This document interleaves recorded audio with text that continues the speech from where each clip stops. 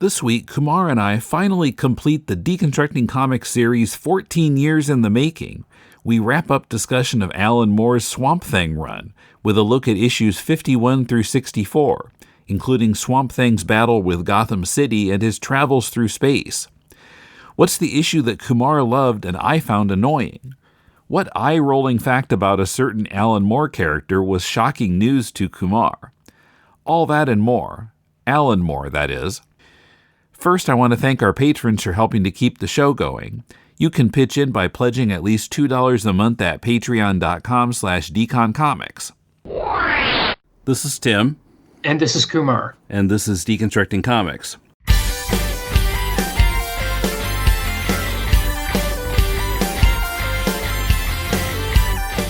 Welcome to Deconstructing Comics. This is Tim in Tokyo with Kumar in Melbourne. Greetings.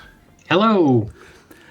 So recently we've been rerunning our past episodes on Alan Moore's Swamp Thing. The one you and I did frickin' 14 years ago on issues 21 through 37. And then 7 years later, Coom and Daryl covered 38 to 50.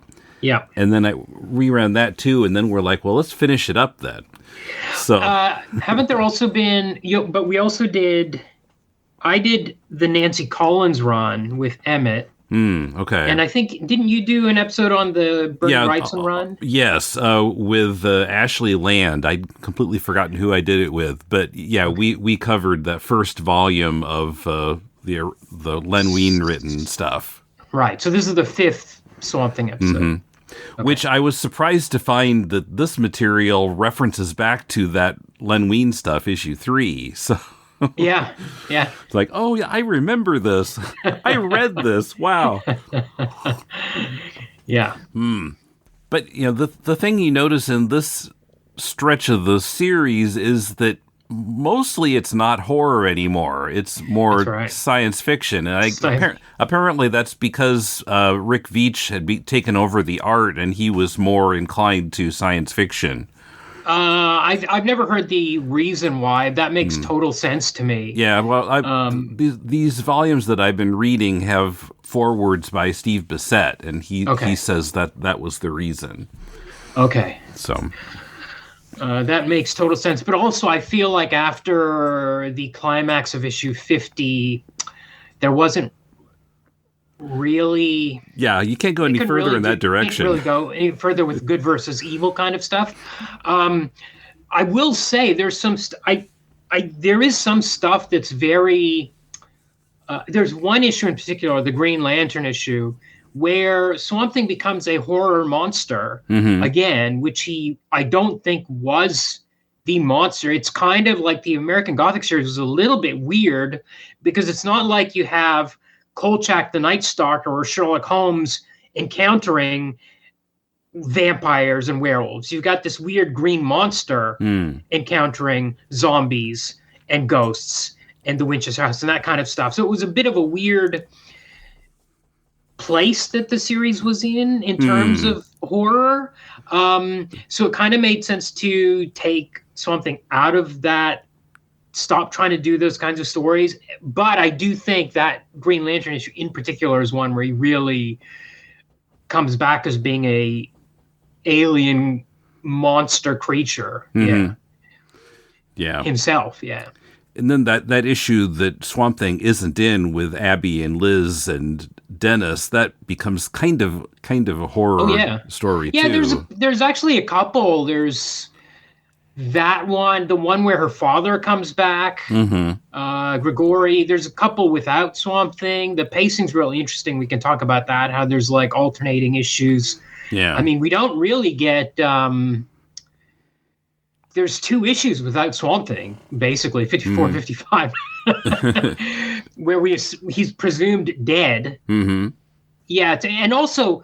Interesting thing, too, is, whenever I look back at this series, and I can tell you last time I read it was 2021, and I'll tell you, I know exactly why it was 2021, and I'll talk about that a little bit later. But I always, in my mind, it's like, oh, yeah, he goes to like 50 planets. And it's not. It's really 4. It's not that many in the end. It kind of looms larger than it is. And I may think maybe part of that is the alternating pacing with issues on Earth where he's not around. And a lot of it is like in real time. Like people talk about things that happened 2 years ago, 3 years ago, in terms of like, that's when those issues came out. So, I mean, I never read it when it was coming out, but it really, you get a sense of things taking place over a very long period of time. And it feels like he's out in outer space for a very long time, but he really only goes to 1, 2, 3, 5 planets over the course of 15 issues. Yeah. Now, you and I have both just read the entire series to kind of fill in the background. And I told you I discovered that I'd never read past issue 45. So I can't even call it a reread. This was a read. Yeah. Was that 45 was the Winchester House one? Right. Because that's the one I think when we recorded 15 years ago or whatever, you were like, I remember that issue. So that. Well, yeah, I remember it because I read it. And then sometime later, I actually went to the Winchester House, and then I couldn't remember if I found this issue. I couldn't remember if I read it, so I read it again. Like, oh, I read this before, but now I know what this is. Yeah, right. Yes. But I guess I never picked up the next one for some reason. Right. So I had no idea where it went with the big good and evil thing climaxing in issue 50, and then going in this more science fiction-y direction, kind of, and Swamp Thing seemingly dead at some point. And so, yeah, this was all new to me. Yeah. So, okay, well, I've organized my notes by issue, and we can just kind of hit each issue for a couple minutes here. Not a blow-by-blow, take all day, but... so 51, we're coming out of the 50th issue spectacular. Swamp Thing is saying goodbye to Stranger and Dead Man. I love Dead Man. I don't know if they always write him like Moore does, but don't know. He's like comedic. He's a really funny kind of laid back guy who actually doesn't know everything about the afterlife. In fact, he seems to be pretty ignorant about a lot of it. And Phantom Stranger's like, that guy doesn't know what he's talking about all the time whenever Swamp Thing shows up. Yeah, funny. I will say it's interesting how many of the characters, minor side characters, you really get a sense of them, even though they only appear for sometimes a couple of pages. This just through a bit of dialogue or something, you really know who they are. And Dead Man was one of them. Even though that wasn't an Alan Moore creation.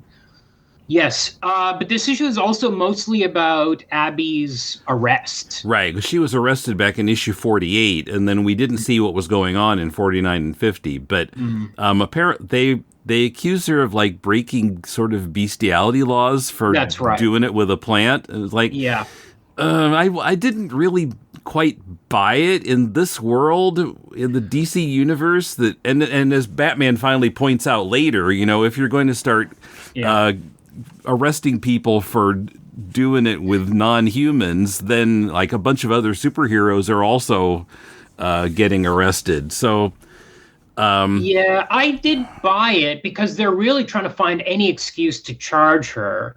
There's a tension between Swamp Thing and the DC universe in the sense of how much of the DC universe is actually happening in the Swamp Thing book. I mean, we've had the Justice League before.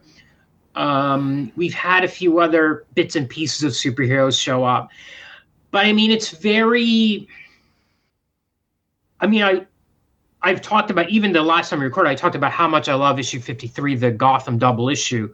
But it's right from that speech you're pointing out about how, you know, the climactic way that Batman convinces the mayor that we have to release her. When he gives a speech, well, who else are you going to arrest? You're going to arrest Starfire? You're going to arrest that guy in Metropolis? Yeah. I think he's got a girlfriend, and he's not human. And you're like, okay, so Gotham's been completely turned into a jungle. Where are the other superheroes? How come nobody else has flown in to help Gotham out of this? Well, there are so many comics I could say that about. Where are the other heroes? Yeah. Exactly. So that's kind of it. So you have to kind of accept that in the world, maybe this is very conservative. Also, at the time, this is around the period where in the UK, they're bringing in these very strong anti-homosexuality laws, which I'm sure was front and center in Alan Moore's mind and was his inspiration for writing this storyline. So, yeah, I think the series is pretty self-contained. Like I talked about way back when, it's a bit weird when the Justice League shows up, but it's important because when the Justice League shows up to fight Jason Woodrue in issue like 24, they don't do anything. No. It's Swamp Thing that takes care of him, and it cements Swamp Thing as a unique character because otherwise there's nothing unique about him. Yeah. He's just a strong dude. Previous to Alan Moore, he's just this strong dude that goes around. Maybe he was able to like reattach an arm. I don't remember, but if it was cut off, but I mean, otherwise there's nothing special about him. Alan Moore made him a very special character and made him able to do things that the rest of the Justice League could not do. And after that point, you kind of forget about these guys. And one of the things I really like about the Batman issue and the Gotham issue is Batman gets his ass handed to him. He comes in, he's so overconfident. He's like, okay, I'm going to have to deal with you. You don't want to negotiate. He's got this like defoliant spray. And the other great thing about this was we had a hint in issue 49 when, I think it was 48 or 49, when Swamp Thing meets the Parliament of Trees, he gets all this information from them, but he can't really decipher it. He doesn't really understand. He's like, they were talking about multiple bodies or something. What did that mean? Like, I don't really understand. Then you get to the Gotham. It's not until the Gotham issue, 4 issues later, where suddenly Batman tries to kill him, and then suddenly you get like 20 Swamp Things show up and beat the crap out of him, and it's great. But yeah, those Parliament of Trees, of course, they also counseled him like not to let anger govern his actions. And when he comes back in 51 and finds out, I mean, it worked fine in the good versus evil fight, but now when it's something he's more emotionally invested in with Abby, then he completely spaces that all off. It kind of crosses his mind a little bit. I mean, Moore remembers it, but Moore didn't like just forget what he had written before. But Swamp Thing just completely goes into a rage. It's really great, actually, because we come out of an ultimate good versus evil battle, like beginning of the universe, epic stuff. How do you top that? Alan Moore always goes back to the personal, right? He always goes back to personal emotions, feelings of love. It always comes back to that. And when the woman he loves is at risk, now suddenly we've got an escalation, which for Swamp Thing is even bigger than the good versus evil, which he never really understood. No. It was like Constantine's like, you got to get down there and help us fight. And he's like, Swamp Thing's like, what are you talking about? I don't understand what you mean by it's good and evil. Yeah. And he goes in and he confronts the ultimate evil. He's like, I don't know what answers to give you. He doesn't really understand any of this stuff, but he comes out of it and he's like, you arrested my wife? Absolutely goes berserk. Yeah. And also it's so great in terms of like building of character, because there's still this human core, this Alec Holland in Swamp Thing. It's like the final conflict in the Christopher Reeve Superman movie, where Space Dad says, do not interfere with human history. And Human Dad is saying, you have to interfere with human history and help people. And he's conflicted by it. And here we get the conflict in Swamp Thing, who lived as a man for so long that it even later writers bring this back again and again, where the Parliament were unhappy with the way he was being too human. The way and here he is too human, and he pays for it at the end. The Parliament says, do not act in anger. You have to be calm within yourself. And they say anger is like wildfire. Avoid it. And he gets angry, and sure enough, he becomes careless and overconfident, and he gets killed at the end of it because of it. I loved it that he didn't listen to their advice and he paid the price for it. I think it's amazingly tied together, and just these little tiny threads. And there's so much humanity in the fact that he chooses his or not chooses, but he is compelled to follow his angry human side instead of the calmness of the Parliament of Trees side of himself. Mm-hmm. Yeah. Yeah, so he buries Gotham City where Abby is being held in vegetation. Yeah. And some people are loving it. They're just like taking off their clothes and picking apples and I love it. Whatever. And so other people see it as a crisis, of course. And now I was not familiar with DDI. I had to look up on fandom.com what that was. But the Defense Department Intelligence. They're from back in the Marty Pasco days. Yeah. So having not read the Pasco stuff, I wasn't familiar with it. But you know what? Even to this moment, I didn't know what it stood for. Okay. And I've been reading Swamp Thing since 1985-ish or so, and I was like, I was thinking, isn't that a phone company? No.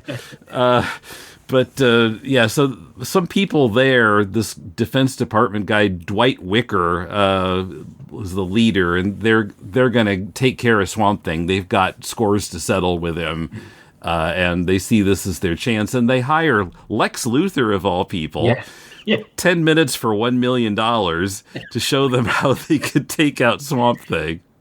Yeah. Yeah, it's great. It's great. I love all these beats. For some reason, they really still. This is one of my favorites. 53, especially. Mm-hmm. When all those little things that they bring in, and when they bring in Lex Luthor, the thing about the crowd of people, the people that are for Swamp Thing, it may be unrealistic, but I love how everybody in the crowd is a different demographic. Like there's like old ladies, there's like the professionals, there's like the line workers, there's like every single person, every race, creed seems to be, there's one of each that loves Swamp Thing and is glad that he's turned Gotham back into nature. It's interesting that it's a double issue. It's like 40 pages where Alan Moore's tried to fit in as many possible outcomes of this overgrown jungle that Gotham has become. Like, some people are going to love it. The government's going to hate it.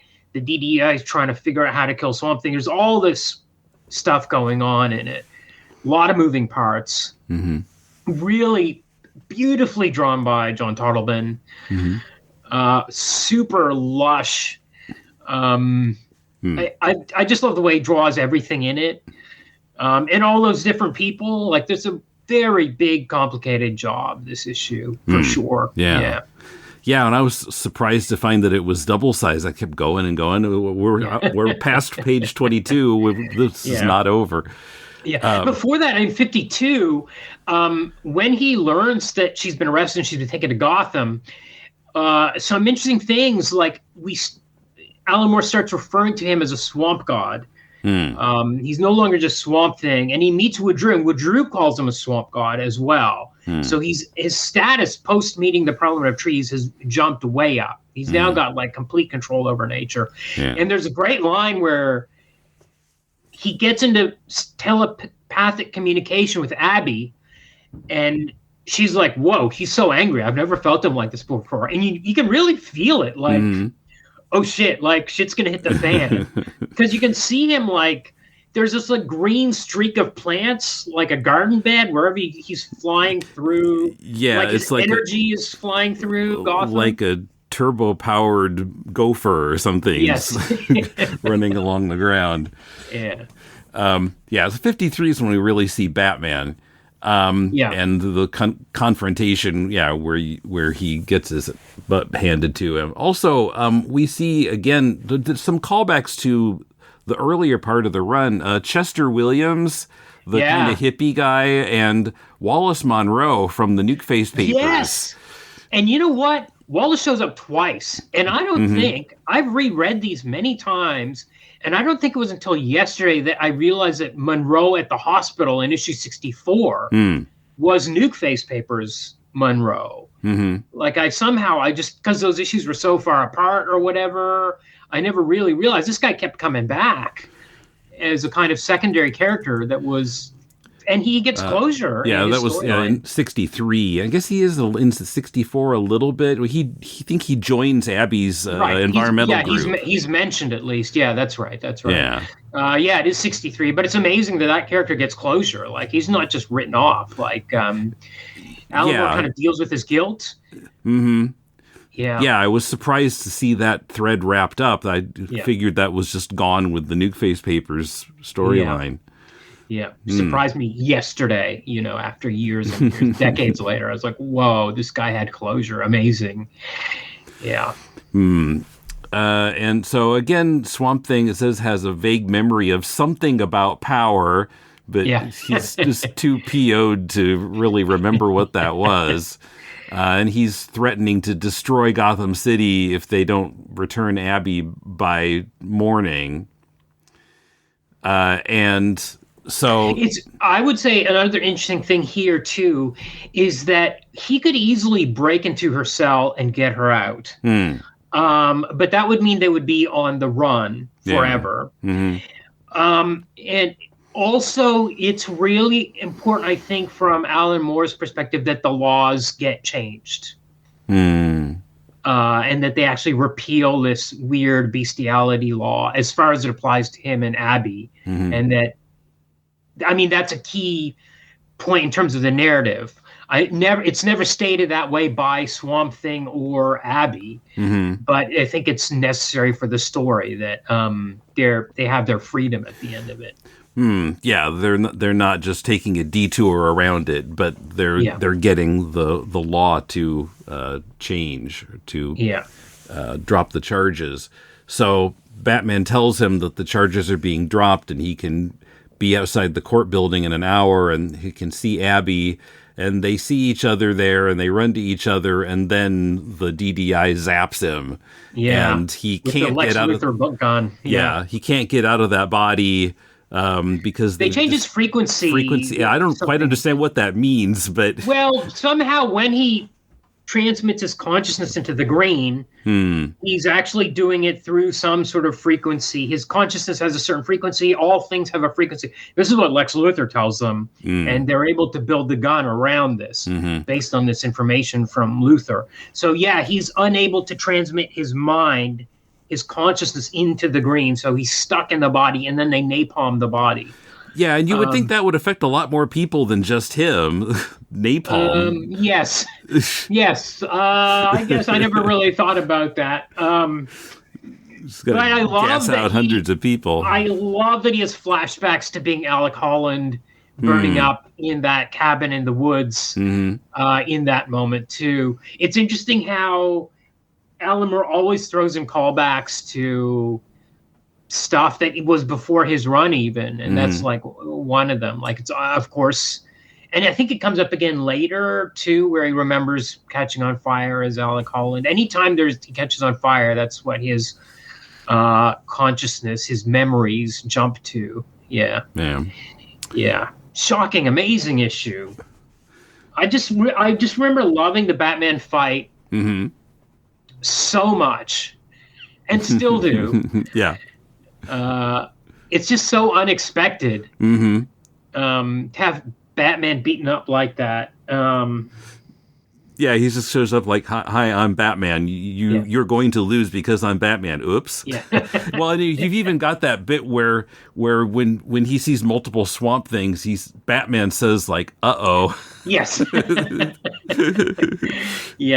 Yeah, and Swamp Thing's going absolutely crazy. We actually haven't seen him use his powers after meeting the Parliament of Trees like this on the scale. I think in the vampire issue, he kind of forms around the lake and like shrugs his giant shoulders, but it's a bit more metaphorical. But here he actually is like forming out of wood, like out of the floorboards in like the courthouse, and just all over the place. He finds a giant body out of redwood trees. We've just seen him use his powers in a way we haven't, because we've kind of had the recap. Like, we had the tie-up issue, which was 51, the aftermath of the Good versus Evil. Then we had the kind of the lead up to all this Gotham stuff where Abby ends up getting arrested. She's actually pulled up in a vice sting, where all these prostitutes. She's actually just asking for directions from these prostitutes. She's escaped from her hometown to Gotham City to get away from all the harassment she was getting. Right. And she asked directions from some hookers for some reason, and then the cops come by and grab her along with everybody else. So this is the first issue where we really see the scale of his elemental powers for the first time. And in fact, we see it even more once he goes into space, because we didn't know he could go into space. Yeah. Or what was going to happen if he attempted it. But this was the first time. So everything was happening. It's amazing how Alan Moore has amped everything way, way up. Even after the ultimate good versus evil storyline. Yeah. Yeah. Things are getting bigger. So we'll have Paradise Lost, and then we'll have something really big. Yes. Yes. So then 54, Swamp Thing is thought dead. There's no sense of him anywhere in the book. He's just gone, and Abby is mourning, and then Liz Tremaine shows up, who was, I guess she was mostly in the Pasco run also, right? Yeah. Right. And her husband, Dennis Barclay. Yeah. And I guess, Liz Tremaine had written a book about Swamp Thing, or about Alec Holland. That's right. That's right. But in the intervening time, Dennis has gaslighted her into being like super paranoid about everything. Yeah, she's developed this really bad OCD and all sorts of mental health issues. And in the Bissett foreword, he mentions this was based on a true story that happened to a distant relative of Moore's. Okay. So what Alan Moore called an utterly sickening true story. Yeah, right. Yeah.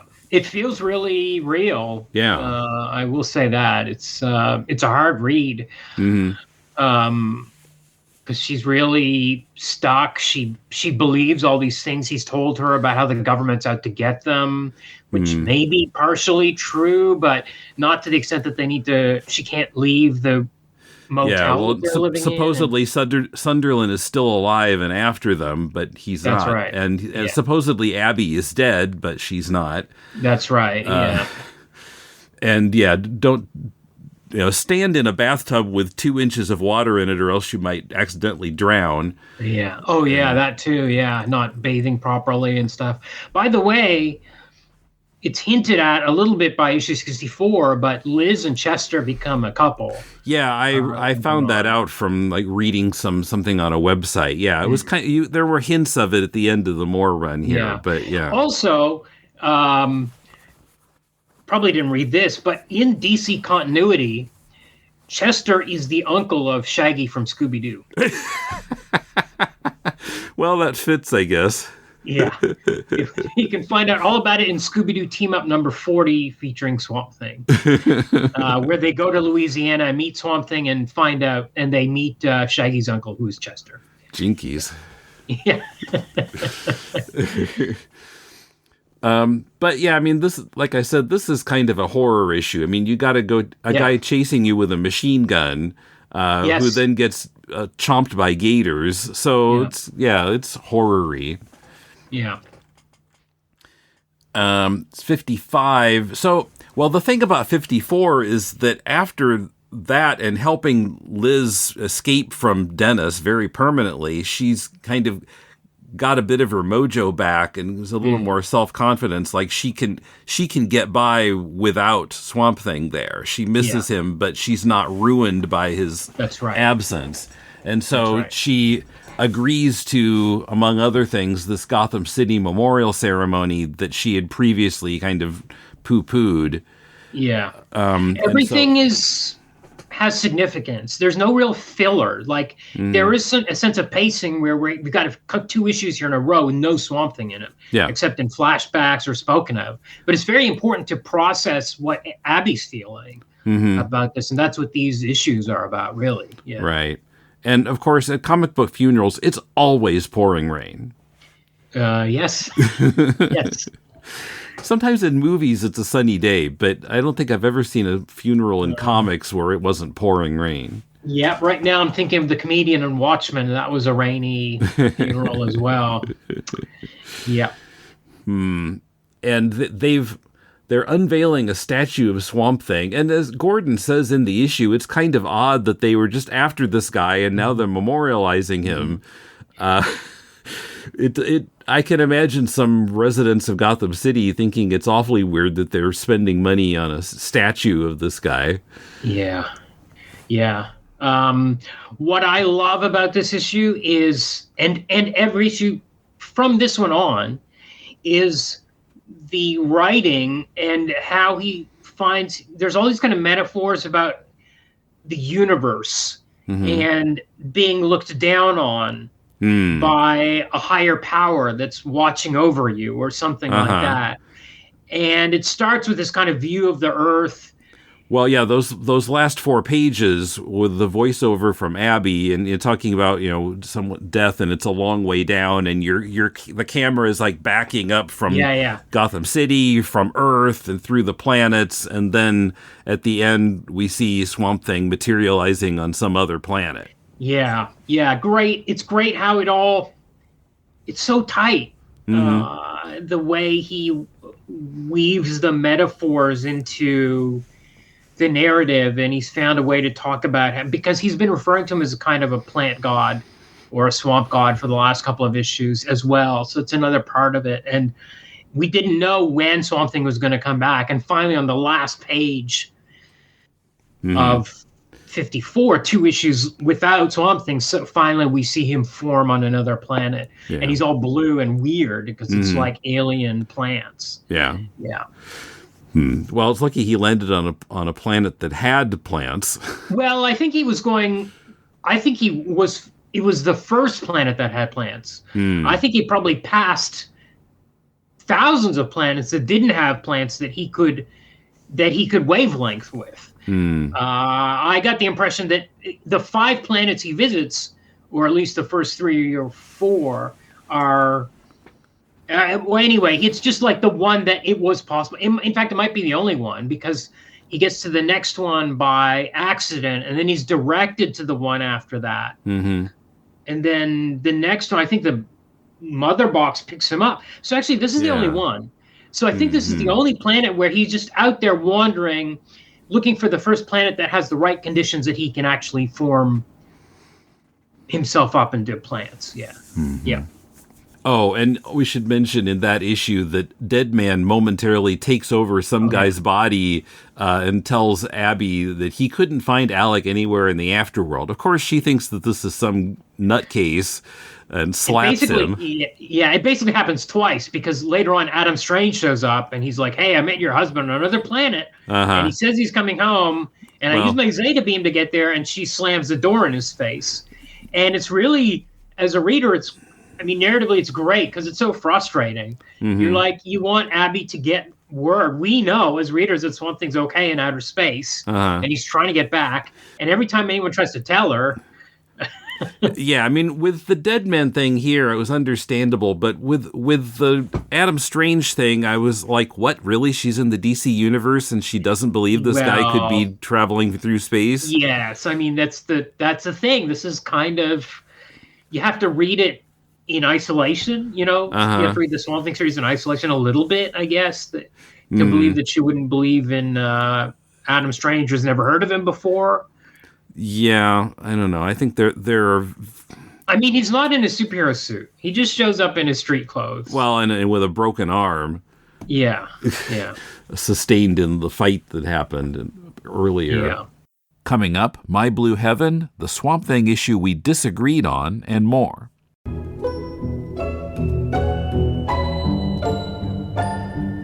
Do you like comics? The 1960s? How about middle-aged gay couples gossiping about their neighbors? Then you'll love Checkered Past, a loving examination of DC's Go-Go Check branded comic magazines published from February 1966 to August 1967. I'm Dr. Bob. And I'm Dr. Husband. And each week we'll be your hosts on a trippy tour through mid-century four-color madness. Checkered Past! Available wherever fine podcasts are downloaded for free.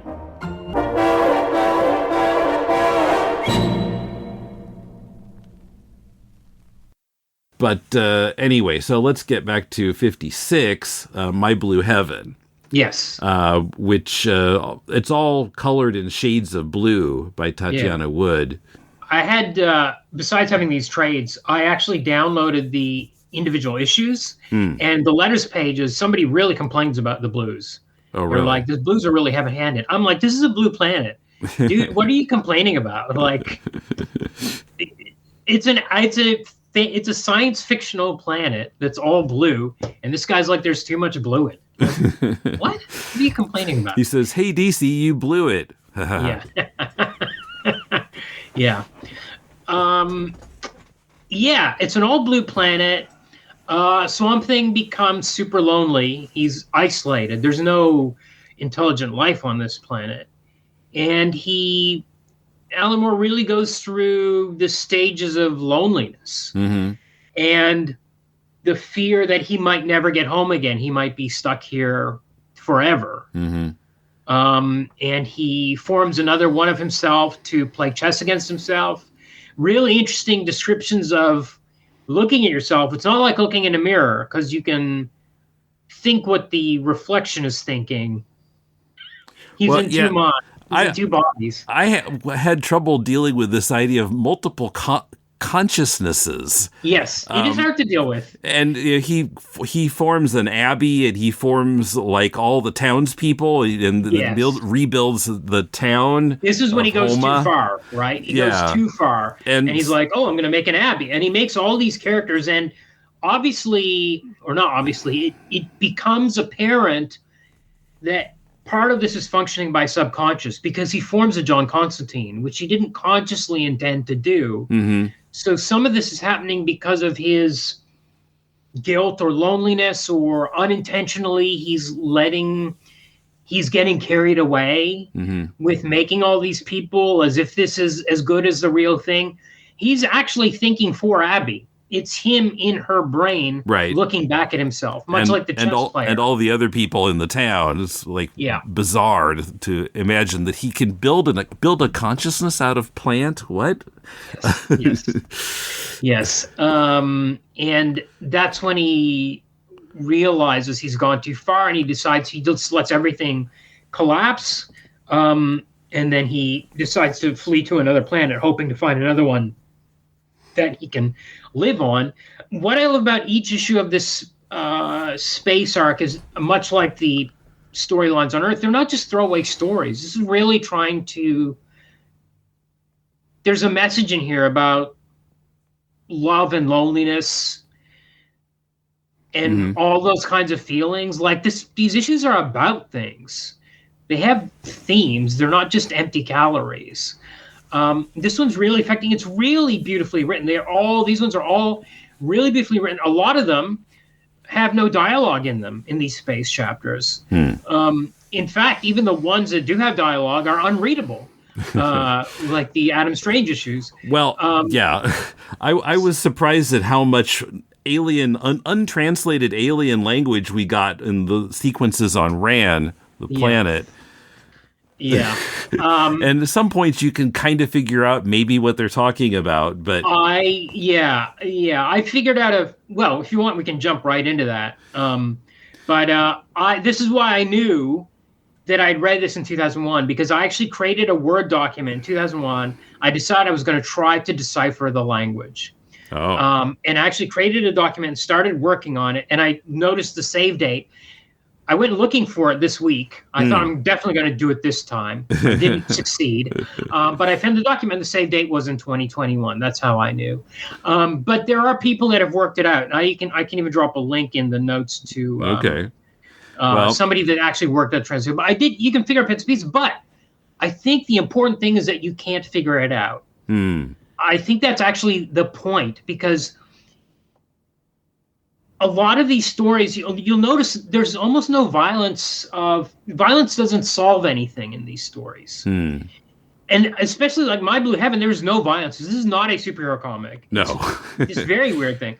But he goes off, he ends up on Rann with Adam Strange, because his consciousness ends up ramming with the Zeta beam, and then he ends up piggybacking on it and landing on Rann. So he didn't find this one by accident. It like crashed into him, sort of, in a manner of speaking. And Rann is experiencing a famine. And as soon as we hear that, we're like, Swamp Thing could solve this. but he lands on the planet and they don't speak the same language. So you're like, oh no, it's almost like Abby getting these messages from Deadman or Adam Strange. It's like there's this frustration about it. And Adam goes out and attacks Swamp Thing, just sees a monster there who's keeping him from banging his improbably gorgeous wife. Yes. Yes. And because they have an alien language, it's interesting too. I love the Adam Strange stories because you know what's more improbable is that there are aliens in outer space that have 2 arms, 2 legs, 2 eyes, 5 fingers, 5 toes, and look exactly like human beings, but apparently are different on the inside. Like they don't have appendixes. Well, but they can conceive a baby with a human. And they can conceive a baby with a human. Very, extremely improbable. Yes. So they're not really alien in physicality, but they're alien in language. So I like that Alan Moore has made this, what seems like he's just like on another Earth. Actually, they're completely alien in terms of language. That's what he gives us. And the conflict in this story, I mean, they have a superhero fight, which superheroes always do when they meet each other. Right, the misunderstanding fight. But the misunderstandings because they don't know that they can speak to each other. I mean, these issues are all about communication. Right, they both speak English, but it's all about communication. At the very end, you know, his girlfriend, Adam Strange's girlfriend, reveals that she's pregnant to him, and we know it's not. I mean, we've got these drawings of the sperm and the egg and her excitement on her face. Obviously, she's telling him that she's pregnant. He's overjoyed at the end, and she says some 3 words like "blue blah blog" or something, and we know she's saying "I love you," and he says "blue blah blog" too, and we know he's saying "I love you too" or whatever, you know, something like that. It's really interesting how much you seemingly can't understand through the linguistics of it, but you can just through the context of it. Well, I did figure out.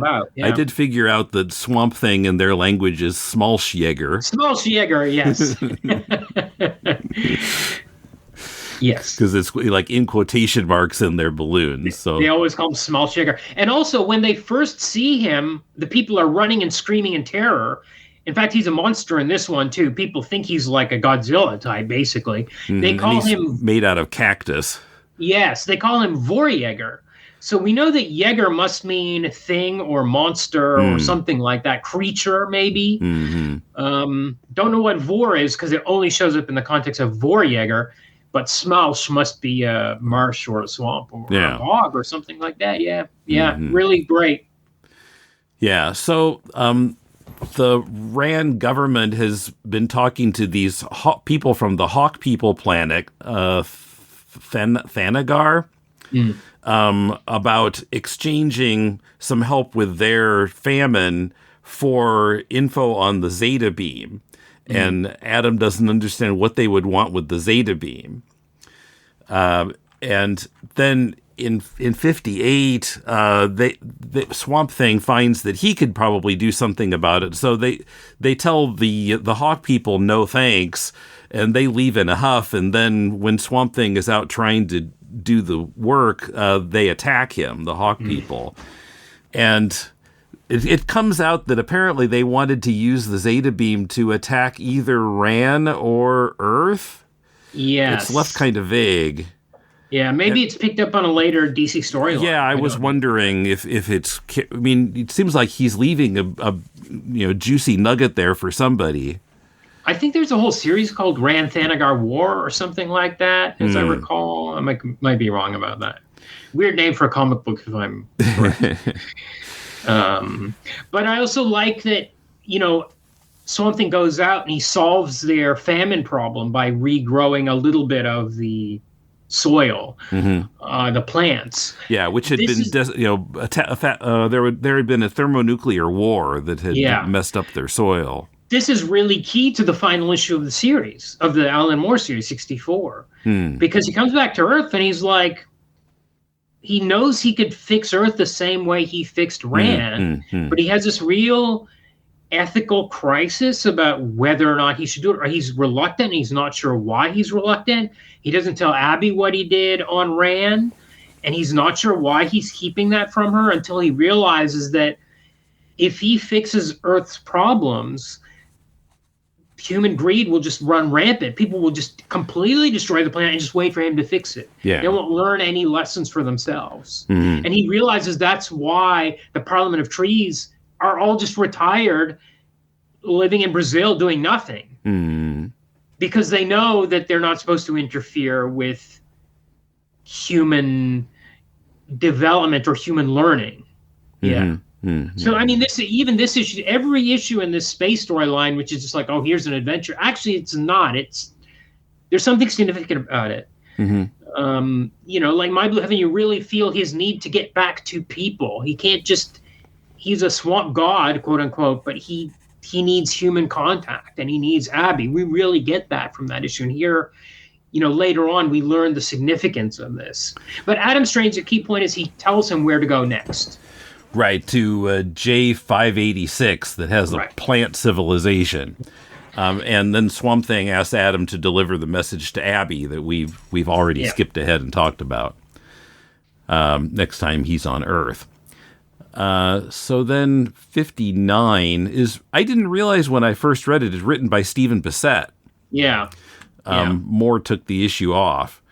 Although the plot is by all of them. It's like, it says plot by Moore, Bissette, Veitch, and maybe Toddleben. It's like 4 people on the plot, which is pretty straightforward plot about Abby's father, who had been turned into a Frankenstein monster by Arcane. The one that ties back to issue 3. Coming back. I don't know how he found her in Louisiana. It seems improbable. Like, that's a huge didn't he land in the United fall from that bridge in Europe? Yes. And then he somehow ended up, he says something about how he came to America, but unless he knew where she was specifically and was looking for her, it's a wild coincidence that he showed up right in her backyard. Could he book a flight in that condition? I know he said something like he stowed away, or I don't remember what it was. Yeah. There is some explanation for it. I will say, I mean, Bissette's a great horror writer, but you can feel the difference in quality, and I think you would agree with me, in the caption writing between this issue and the others. And even in the Veitch issue 62, which Veitch wrote and drew himself, there's a difference in quality in terms of Alan Moore's brain is working on a different level. Just his understanding of language is completely different. He's able to pull these metaphors together and find the right words to describe things really evocatively in a way that other writers, comics writers, just can't do if they, I don't know, maybe if they don't do it all the time or what. But I mean, I'm not saying this is a bad issue or the Veitch issue is a bad issue. I'm just saying, comparatively, if you didn't see that it was written by Veitch and Bissette, you could tell, I think. Yeah, I guess so. I guess I didn't notice it, but we also have in this issue a framing sequence of Anton Arcane in hell, paying for his crimes, which is kind of darkly funny. It is really funny. I like the end where there's like, this guy feels no remorse. The other demons are like, what is with this guy? He has no remorse. He really is still just raging against Abby.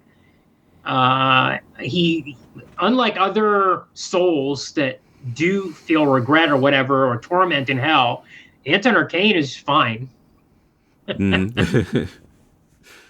Yeah. 60. So it says new format on the cover. I guess they went to better paper. Maybe the Baxter stock or something like that. Yeah. Boy, I really didn't like this issue. Interesting. Okay. I found it really annoying to read. Okay. Because, it's hard to tell what's happening, and it's not even really a comic. It's an illustrated prose story. Yes. It's all splash pages with captions, narrated by an alien intelligence. It's interesting you should say that you didn't like it, because I think last time I spoke about Swamp Thing with Jordan, he said that he always skips this issue. I love it to death. I love how alien the alien mind is. I really get the sense that this is not the thing that thinks like a human being. I love the constant metaphors in it. I love the writing in My Blue Heaven, and this. I like the way he's evoked all of these feelings, trying to describe this thing. I like that it's not divided up into panels. I don't think it would work. I think if you divided this up into 6 panels a page, like a normal comic book, it would take away from how weird it is. I mean, alien life has to be weird. It cannot be, we are stuck in 1950s Flash Gordon thinking about meeting aliens in outer space that are just people that think and talk like we do and probably speak English as well. Yeah. Alien life has to be absolutely, if we ever find it, is going to be absolutely bizarre and incomprehensible. If it's a thinking being, it's not going to think the way we think. And I feel like Alan Moore has tried to represent this on comic book paper. And the only way to do that is to break out of all those normal tropes, boxes, whatever that comic books are normally written in. I understand people have frustrations with this. I understand why Jordan's frustrated with it. Also, it's a little bit, I don't know, mate. I don't want to say it's skippable. I do think it taught all these, when he comes back to Earth in issue 64 and he's talking to Abby, he mentions all these places he stopped. And he talks about all the lessons he learned. And he talks about how he was violent. By the way, he's raped by this alien Death Star, basically. Well, so I some things I want to say here. So I found that this is the first appearance of this alien being who's later named Technus and becomes a Teen Titans villain. Back? Yes. Oh my God, you are kidding. No. They kept Technus and what the? Oh boy, this is like the raccoons going through Alan Moore's dumpster that DC keeps doing with every little character that appeared in one panel they're bringing back. I cannot believe this. I am shocked, appalled, not surprised. Okay. Also, I wanted to read this rather large chunk from Bissett's foreword. Okay. I'll never forget standing in Totalman's studio and getting my first look at the pages of art he was sculpting, yes, sculpting for the story. They were still raw and unfinished, but already they were as riveting as any drawing John had ever done, and as audacious as any piece of pop art ever created in any artist's studio in the 1960s.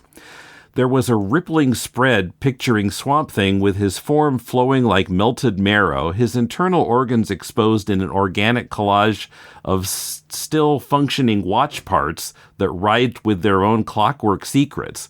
Metallic scraps shared space with pasted down photos of machinery on a base of heavy illustration board, a crazy quilt of almost Geiger-esque biomechanics that easily weighed 5 pounds or more.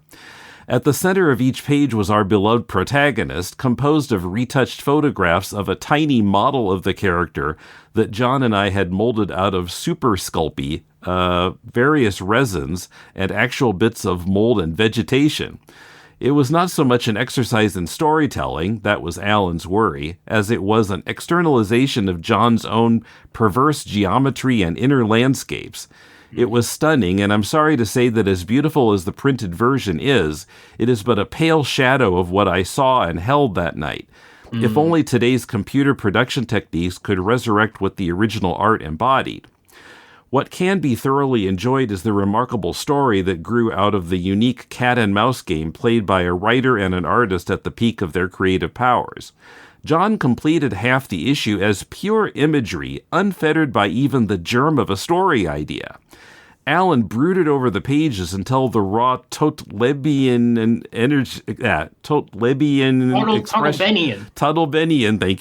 expression began to suggest a narrative, a tale that would eventually coagulate into a portrait of inhuman desires and hunger, culminating in a savage and appropriately unsettling rape sequence.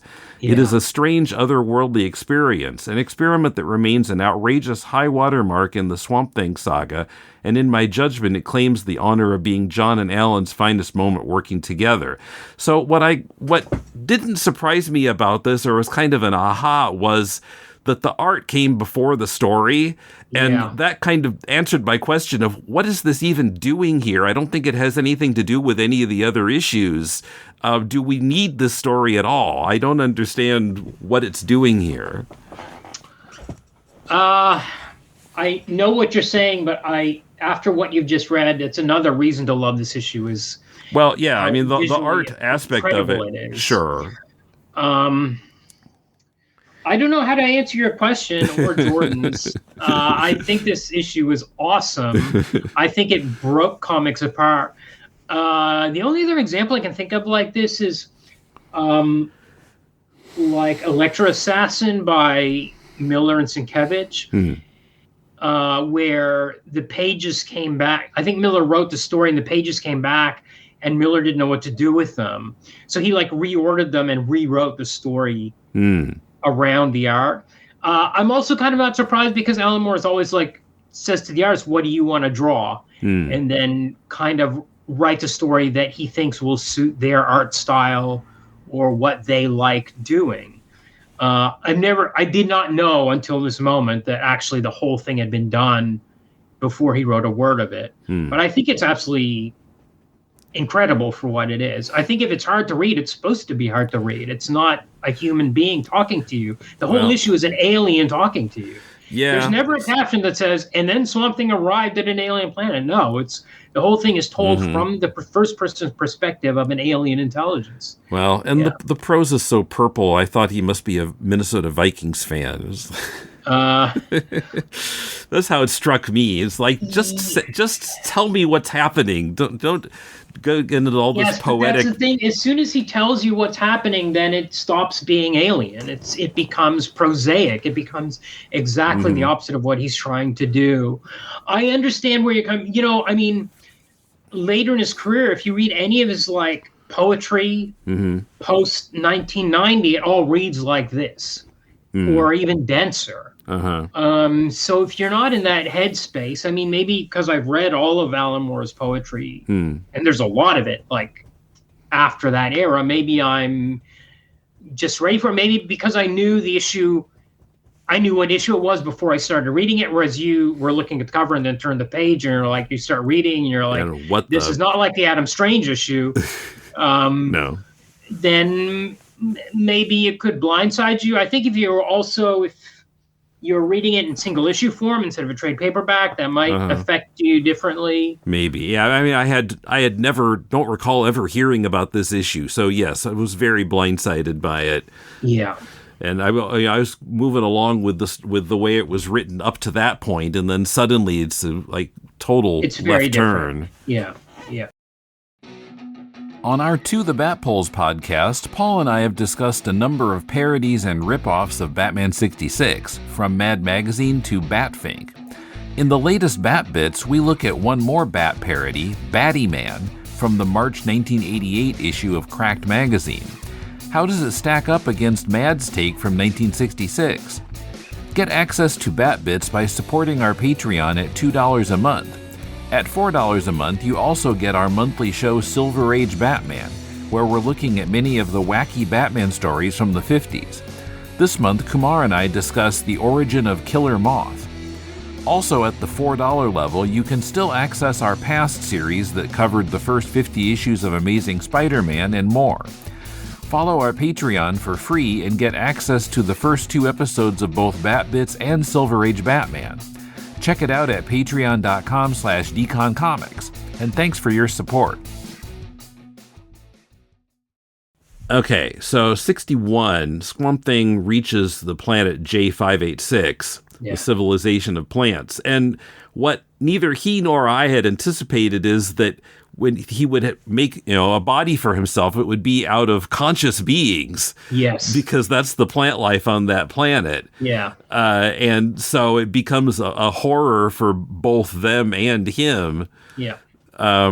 which was an interesting idea. And this planet is pretty well imagined. Like the animal life is used as flowers, kind of. Yeah. So they treat meat like we treat plants. Birds are used as bouquets. Moths might be worn in a girl's hair. Women spray on something to modestly mask the scent of their natural perfumes. Yeah. So. Yeah, and this woman's making art where like she's fused fishes together, and like we would treat plants, we would just bind them together. And the Green Lantern's mentor says like, oh, he's going to give up eating the higher. What was it? He's going to give up eating the higher meat forms or something like that. He's going to only eat the lower meat forms from now on. Like he becomes their version of vegetarian. But they treat animals basically like we treat plants. Yeah. So yeah, that was interesting. Now, this is, I think, the first time that we see this, like, Swamp Thing's soul is this column of these different round designs. Yes. It shows up in several subsequent issues. Yeah. I'm not sure what those designs were supposed to represent. Well, something to do with the frequency of his consciousness, his energies. It's just a solution Veitch found, I guess, to try to represent this thing. And so this planet has a Green Lantern called Medfill. Yeah. And he's going to zap this monster, but then he realizes he can't because it's all made of the people he's trying to protect. But he manages to discorporate Swamp Thing and capture the soul. And you see these designs. And communicate with him and find out what he wanted, that he needed a way to change his frequency so he could go back to Earth. And it takes some training. And so Medfill, even though he thinks that it's a scandalous idea, he lets Swamp Thing inhabit the body of his mentor who passed away. Yeah. Which kind of helps him with his grief. He feels like he can say goodbye. And Swamp Thing trains and learns how to control his frequency. And now his soul is a column of square designs. Yes. Rather than circular ones. Yeah. Another thing I like in this issue a lot is that we get these three.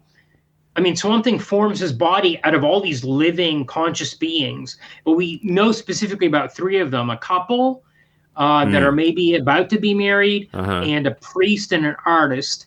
And this is one of those cases where these are characters we've never seen before or since, but Alan Moore tries to give each of them an inner life and a personality. Well, you never know. They might have showed up in Teen Titans later or something. Jesus, yes.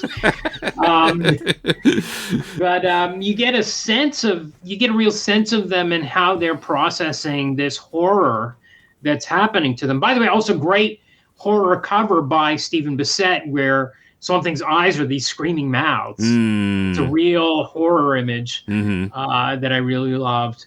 But yeah, I love how deep he goes into this relationship between this Green Lantern, Medfill, and his mentor. Like, and then again, it's another issue where he has to find a nonviolent solution to. It's really after the good and evil sequence. You know, all the Alec Holland all the Pasco stuff was like fist fight at the end. You know, and then Batman bat fight.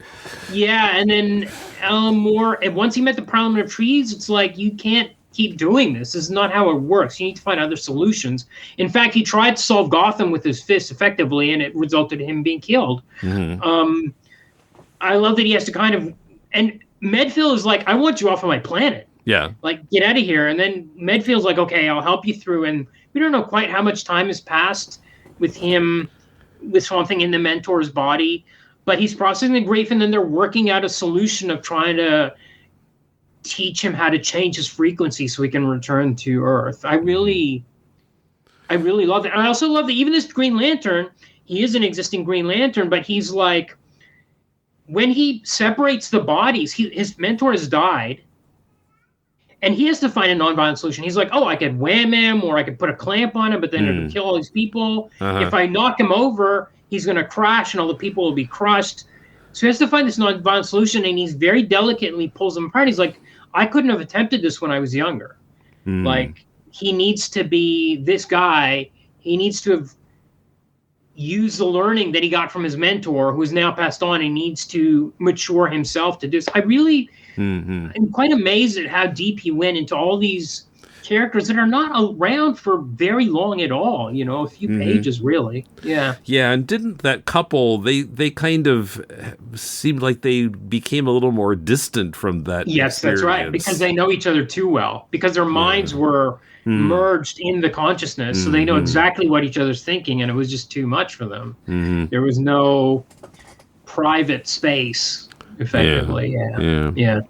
And so this issue ends with, we've already talked about it, the Adam Strange delivering Swamp Thing's message to Abby, and her getting angry and crying and throwing him out. Yeah. 62, written by Rick Veitch, the issue with Metron, where Swamp Thing gets pulled into a mother box. Metron's chair is run out of fuel, and so Swamp Thing takes the shape of the chair and takes takes Metron into the source. Yeah, not to be confused with the Force. Well, as Emmett and I are always saying, another case where Kirby got ripped off. But yeah, I was about to say, I think you're like now the expert. You're the expert on this issue more than I am.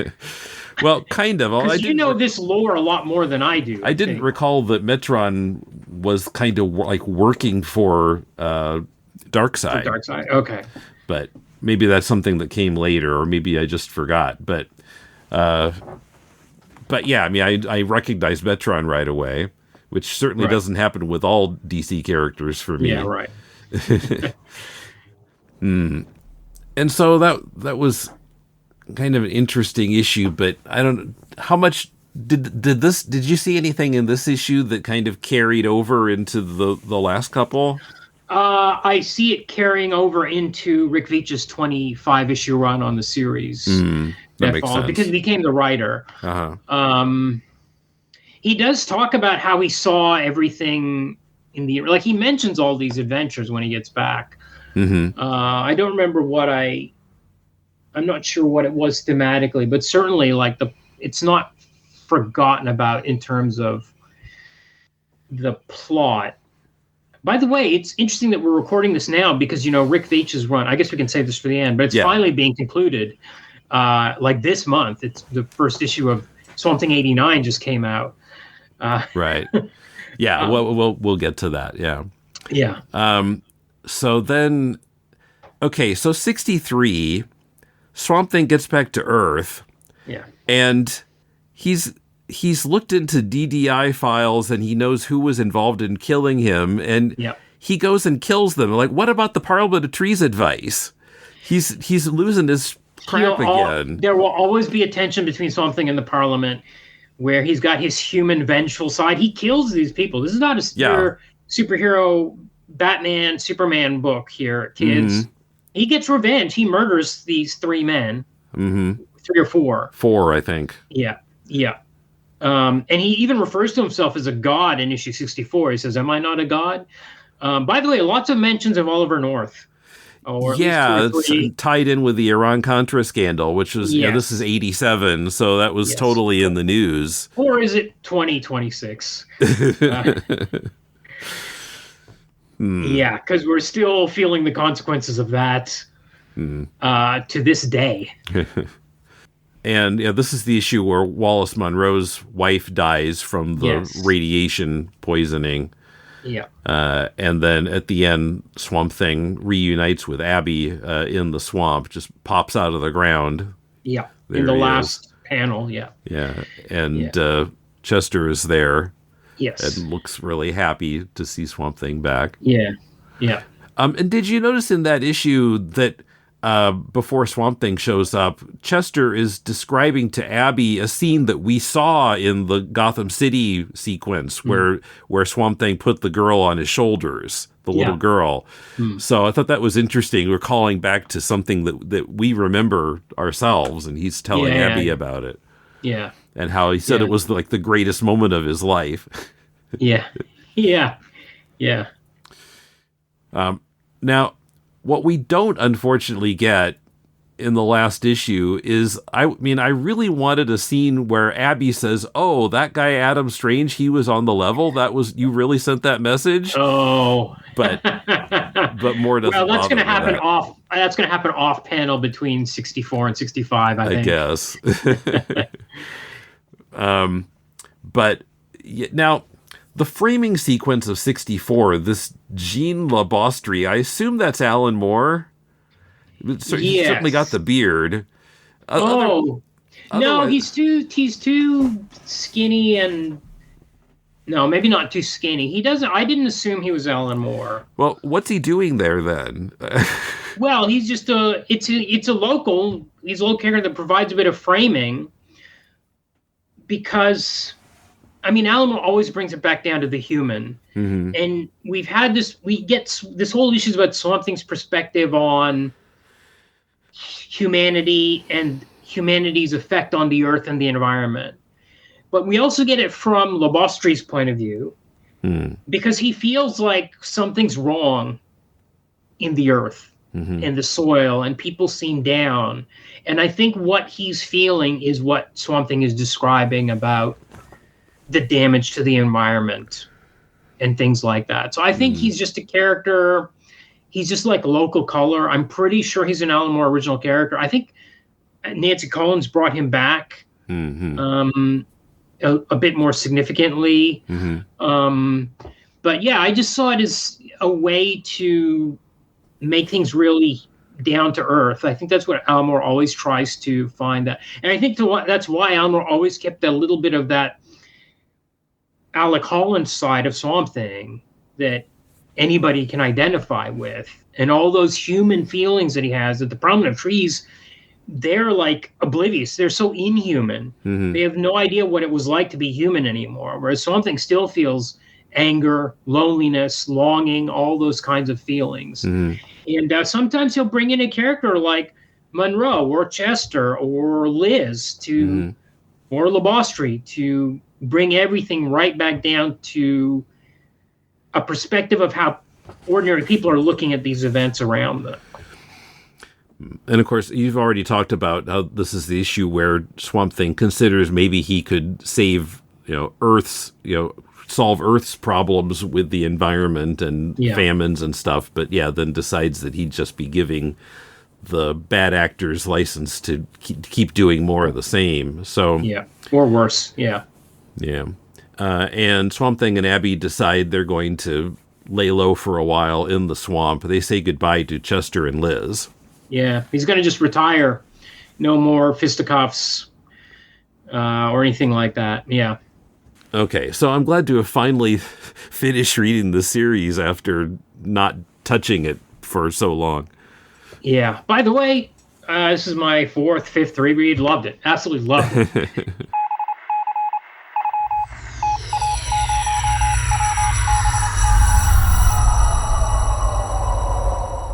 So a little informal DCP in touch section here. So I mentioned a few episodes ago, I've realized that we've been getting some listener feedback in the comments on YouTube. And on the rerun of our first chunk of Alan Moore Swamp Thing, we got a comment from Foxtastic4. And he said, he or she, "I read this run last year. It still holds up remarkably well. I got the paperback, so it hasn't been recolored, so it looks lovely. Any thoughts on the currently being reprinted and finally properly finished Veitch run?" Yes. So I've never read any of Veitch, but I assume you have. I have read it all. I really do like it. It's a good follow-up to the Alan Moore run, whereas Alan Moore sent something across America and then across the universe.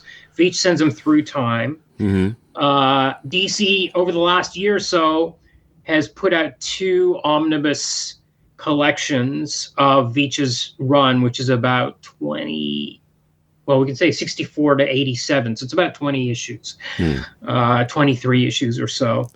I I don't like omnibus format myself. I find them hard to read in bed. Yeah, but they are in print if you want to get them. And I think it's a good run where he's traveling through time. That run was famously cut short because there was an issue where Swamp Thing meets Jesus in 1988, or in issue 88. Yeah, was going to come out. Yeah, 1989. So he was supposed to meet Jesus. He was supposed to actually be the crucifix, the cross that he was crucified on. DC said, yes, fine, go ahead, do it. And then at the last minute, we're like, no. And Veitch quit DC at that stage. And I think he planned, I don't know what he had planned at the time or how long he was going to want the series for. However, over a period of about 20 or how long has it been now? 30 years? So almost 40. There were always rumors that DC was going to print it. And they were like, oh, yeah, we've created this new line called Vertigo Black, and we're going to print it. This is like 20 years ago. Oh, yeah, we've got this new imprint called DC Underground, and we're going to print it. Every 10 years, it seems like there was rumblings that they were going to do it, and they never did. Or this year, month. DC Jesus Comics. Yeah. Yes, DC Jesus, yes. This month, finally. And there was no reason. I mean, really, I guess they were worried about protests from religious groups, I imagine, got cold feet, decided not to do it. Surely, I thought in the past, even by 2000, weren't we past this maybe? Were they still unsure about it? Maybe they thought it wasn't financially viable. Maybe sales of the omnibus books were enough that was, because money talks, maybe that was a thing that finally was like, okay, I guess people do like these Rick Veitch comics, let's finally print these. So they are finally coming out as a 4-issue series. Yeah, I definitely worth it. As good as the Alan Moore run, of course not. But admirable. Good comics, for sure. And as are the Nancy Collins comics. So we should probably cover the Veitch run, but Foxtastic 4 has his own suggestion. Okay. Also, I know you represented this because of Wood's passing, but now I'd like a set of episodes for Moore and Delano's Captain Britain, please. Oh, okay. Interesting. Now, of course, I've never read Captain Britain because I don't think they even published those in the U.S., did they? They've been reprinted in the U.S. for sure a couple times. Okay. There's quite a famous screw-up by Joe Quesada in there we can talk about if we ever do cover it. That really pissed off Alan Moore. He almost had Alan Moore. He was getting pretty close. It sounded like he was like, oh, maybe I can get Alan Moore to write something for Marvel, and then they really screwed up. With, of course. That's not hard to do. Yep. Just like screwing up with R. Crumb. Yeah. Yeah. Okay, so yeah, maybe both of those will be getting to before too terribly long. All right.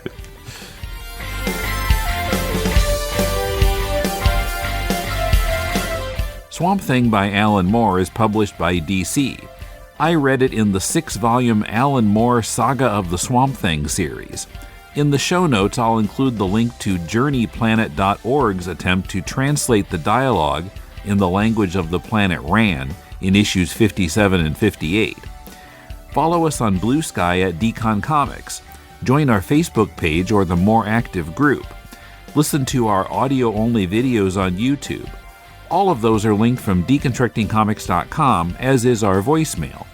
You can communicate with us via social media or drop us a line at mail@deconstructingcomics.com. And of course, we'd love it if you shared episodes with your friends and left us a review in Apple Podcasts or other podcast outlets. Are you making a comic? Send it to us and we'll do a Critiquing Comics episode about it. Our theme is by J.B. Anderton. The music backing the promotion of our Patreon is Change by Jazar. A couple of years ago, we re-presented our review of the R. Crumb Handbook. That was August 28, 2024. It's still in our podcast feed for the moment, and of course it's available at deconstructingcomics.com. But over the years, we've discussed Crumb 3 other times, which we'll be re-presenting in the coming weeks. Next week, a 2013 episode in which Kumar and I discussed the collection R. Crumb, The Weirdo Years, 1981 to 93, featuring a wide variety of Crumb's comics work from Weirdo magazine. We hope you'll be here for that next week. Till then, this is Tim, and thanks for listening to Deconstructing Comics.